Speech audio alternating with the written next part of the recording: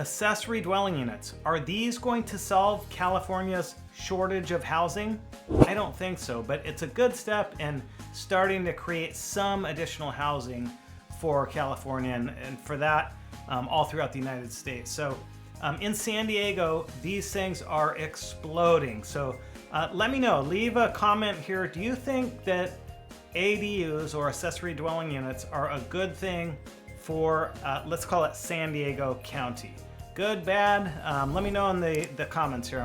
I'd really like to know. But I am part of a company that builds ADUs. So if you know anybody looking for information, reach out. Again, Dave Domingo's here. Here's a typical build, as you can see on this infographic. The typical build's around 504 square feet, 1 bed, 1 bath. Full kitchen, laundry on a concrete slab for foundation.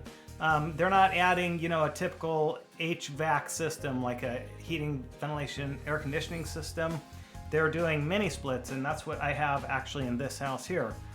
Much more economical. And then the design, architecture, and build out on average costs about $181,000. So the magic number is $300 per square foot, but everything needs to average out. So you'll notice the bottom here, all new builds do require solar. So if you have solar on the existing house, sometimes you can just add panels and then pipe it over to the unit there.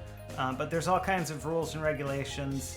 So what do you think? Do you think this is going to help our inventory problem here in California? Again, all of my information will be in this description if you're looking for to buy a home, sell a home, looking to build an ADU, or have questions about solar. I'd be happy to help with any of your questions. So all my information's in the description, and we'll see you on the next video. Thanks for watching.